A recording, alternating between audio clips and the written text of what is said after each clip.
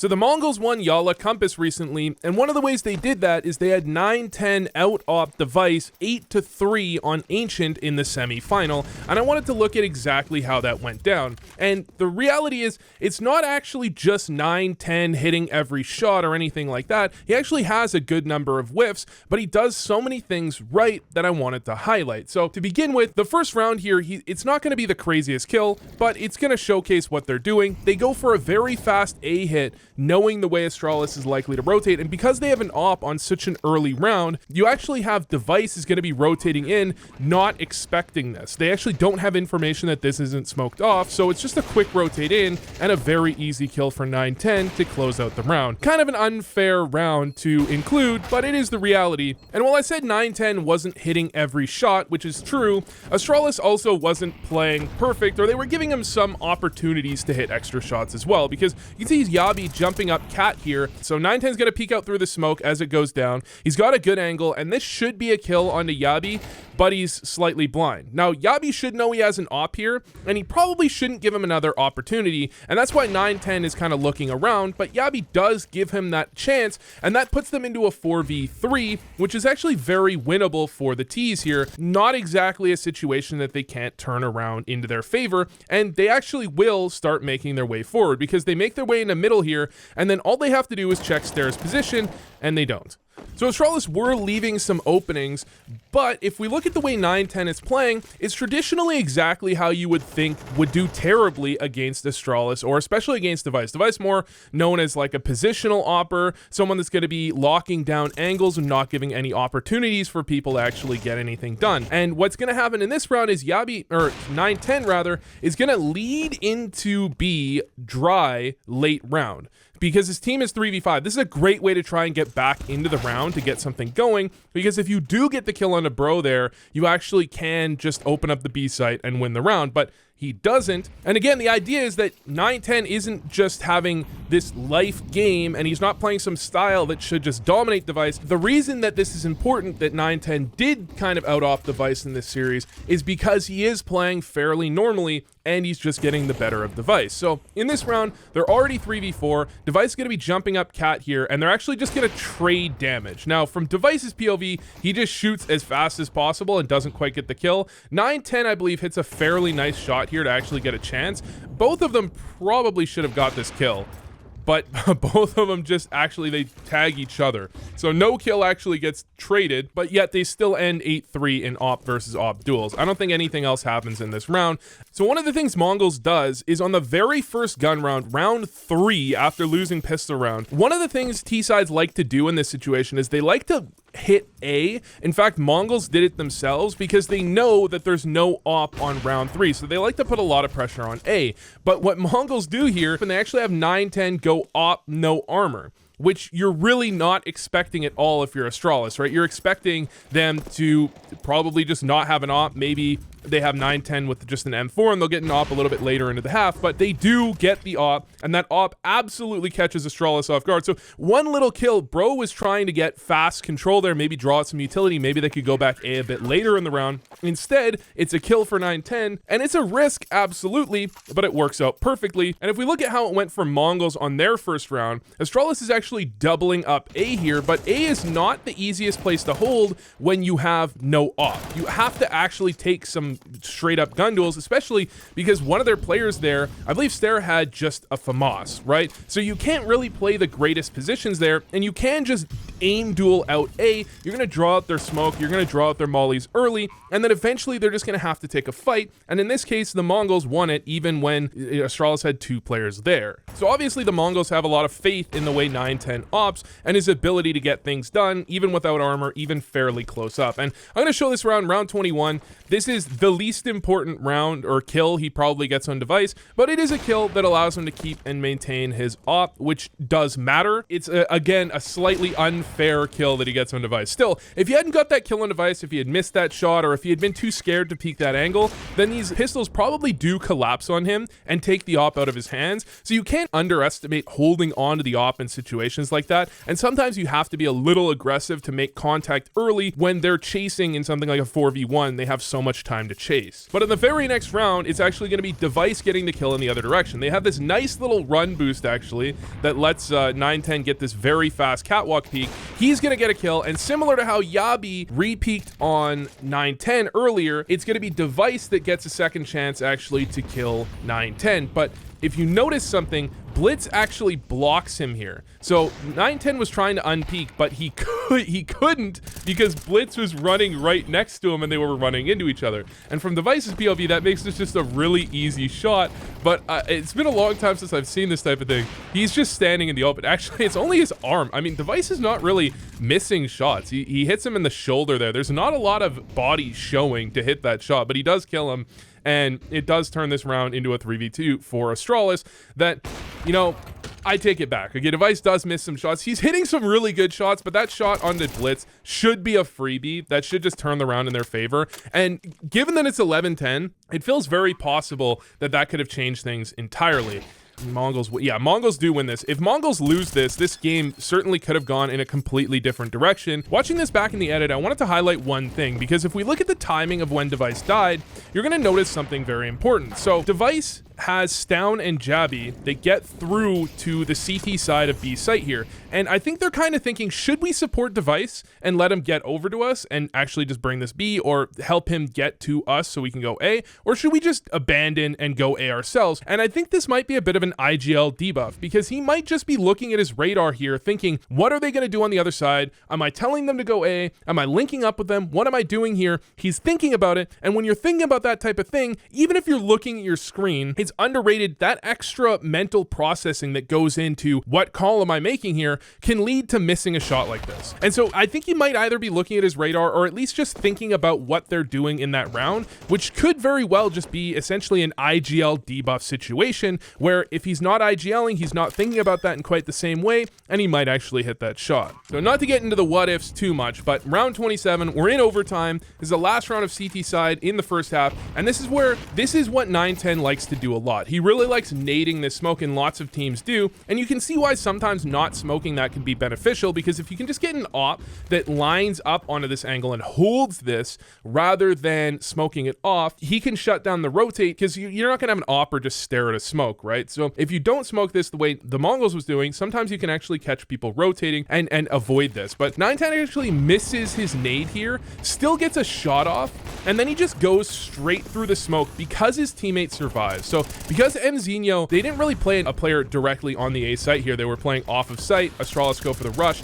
You'll notice the key here is the rotate comes early. So one of the things that Mongols weren't doing very much is they weren't having a guy in donut. Well, they were often doubling mid in this sort of area without anyone in here to actually hear the A rush. But in this round, MongolZ actually moves over, hears the A rush, and that's why you're gonna have 910 rotating over faster than Astralis is thinking is gonna happen. So Astralis is just expecting the standard A play, but unlike if we remember back to when 910 posted up on Dev1ce and managed to get Dev1ce rotating, Astralis didn't have that early information, so the rotate was late and 910 was able to post up on that angle. Here, the rotate is very fast, much faster than I think Astralis is expecting, and because MongolZ was able to stay alive, and they have multiple rotates, they actually had Blitz, or I think Senzu actually just tossed a flash that blinded everybody, that allowed this re-peek from 910, and 910's gonna go back through again to support MongolZ, who's pushing through the smoke himself.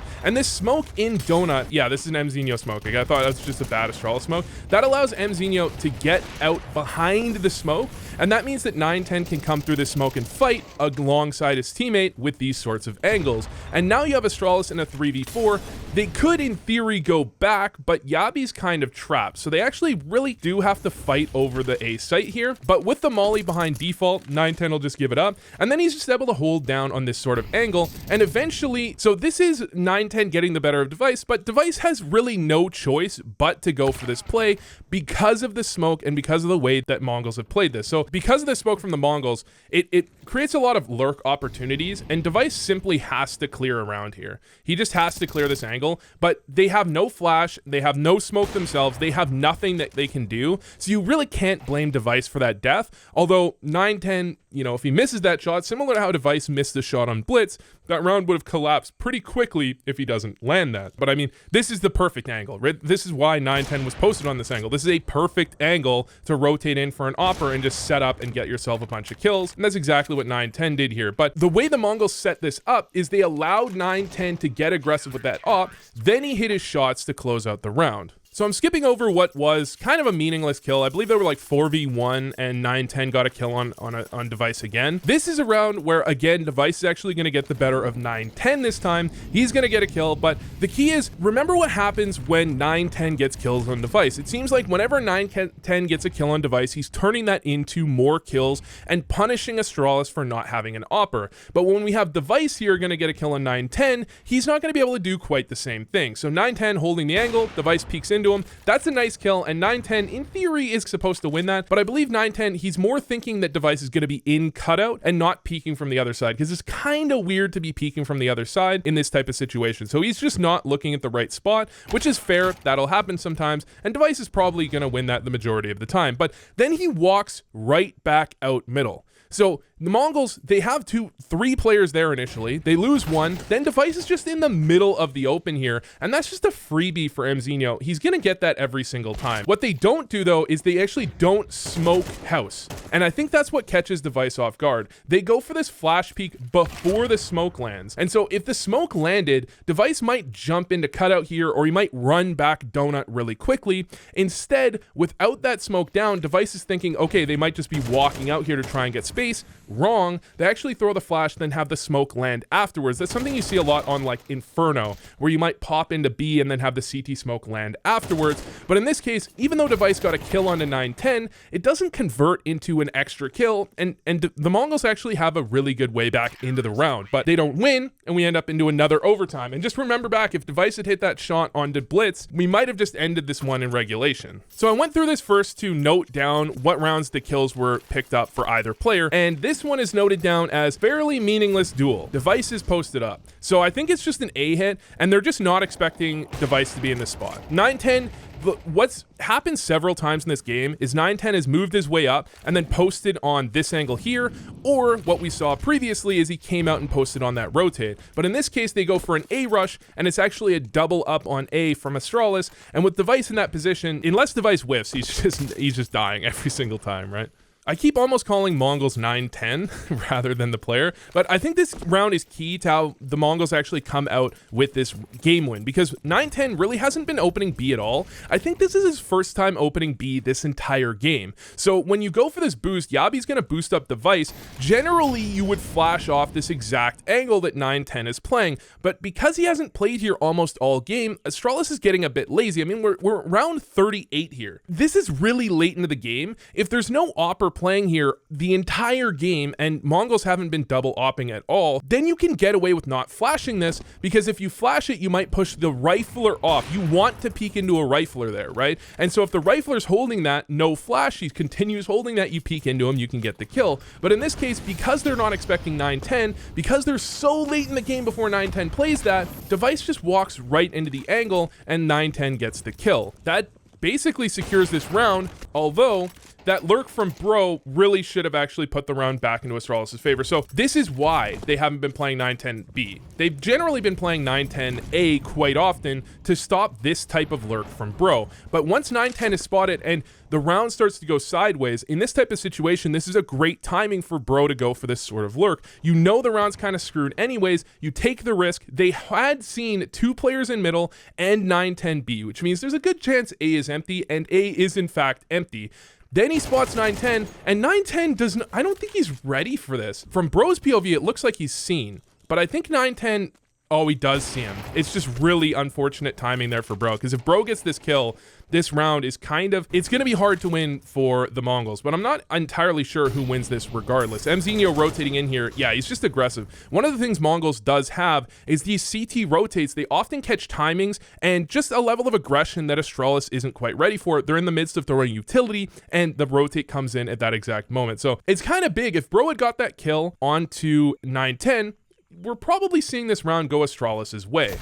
So Astralis called a tactical pause. 910's going to open with that smoke. This is the last round of CT side, and this is what 910 has been doing for the majority of this game. He's been opening up A, holding this angle here. Astralis have failed to flash this angle off. He's gotten a good amount of kills here, so there's no real reason for him not to maintain this position. Now, on the other side, we have Dev1ce not with an AWP this time. They actually don't have that much money on this T side. I'm not sure they could afford to get an AWP and full utility for Dev1ce, and that AWP really hasn't been getting a lot done so far in this game. Dev1ce is 22 and 23. I mean, he's not doing horribly, but it's not what you really want if you are Astralis. And so we've got 910 in this angle. He's actually further out than you might expect. This does open him up to the flashes over really easily, right? If those flashes come. But one of the things Astralis has been doing is lurking out A off of contact in mid and B, and that's exactly what they're going to do again. But once Bro dies, they're already 3v5. So 910 gets that kill, and that's going to activate Stare. Now he knows that he needs to go for this kill in Donut. And once he gets that kill, 910 is actually in a really awkward spot, but so is Astralis, because Astralis doesn't have great utility. No flashes on Yabi, no flashes on Stare, and Dev1ce doesn't have any flashes either, which means they're simply going to have to duel against this AWP. And A site on Ancient is a spot where even with flashes, it's hard to prevent an AWP from getting shots off. You have to find a way to get that 2v1 effectively. And Dev1ce, it looks like this massive dumb play, and he needs to not die here. However, think about it from Dev1ce's perspective. Bro just died. Then they get the kill onto MongolZ in Donut. Now, from his perspective, 910 was here.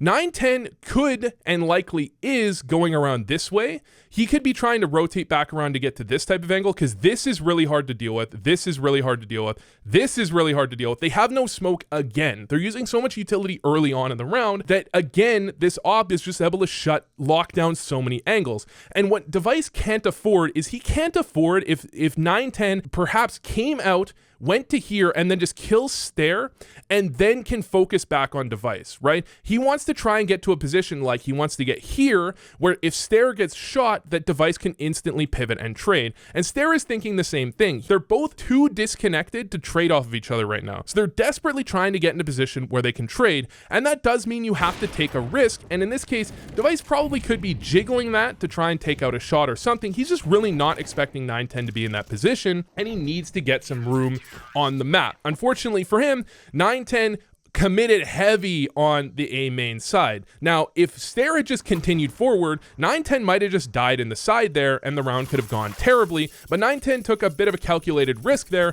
knowing the timing of where Stare was going to be and what Stare was likely to be afraid of, and it worked out perfectly. So this is going to be the final round of the game. Mongols actually win this one 22-18, and Dev1ce is going to have another and uncharacteristic whiff that could have changed the outcome of the game. So in this case, we have what we saw earlier. So if we remember back to the previous T round we showed where Dev1ce got that pick onto 910, this is the reason he got that pick. 910, Mongols were liking to go for this type of setup. And because Astralis was mostly rifling on the A site, they could actually try and duel Stare quite effectively. 910 posting up. He can see the shadow here, so he knows that Stare is in there, and he's going to be able to walk right out on him to get the kill. Now, Dev1ce is in a good spot here, and Mongols likely don't expect him here, so he's going to get the first kill, come out, and that's a kill he should be getting most of the time. It's not like the easiest shot of all time, but he goes for this re-peek knowing this is a great position to re-peek on. He dodges the flash really intelligently. There's no way for him to really get blinded out here, and he wants to get into position before 910 can get counter into his position and hold this from the correct angle, because the 910 wants to get a little bit wider here. But instead, Dev1ce misses this shot on Blitz, goes down, and instead of being in a 4v2, they're now in a 3v3. And they would have actually been in a, well, things would have gone very differently, because you have this flank coming up from Techno 4K as well. So this Techno 4K flank is massive, and he's actually kind of, they know what's happening here, because he's been doing this lurk a little bit in this game, but he gets into a pretty good position where they're not really thinking this is where he's coming from, right? They're thinking maybe he'll get through CT, but they're not thinking about this timing quite as much. So he's going to have a time to get into the perfect position. And actually, I don't think the game ends here, does it? I said the game ends here because that was the last round I had. But I actually think they lose this round and then they win later. Yes. I wrote these notes a week ago, okay? I've been busy, okay?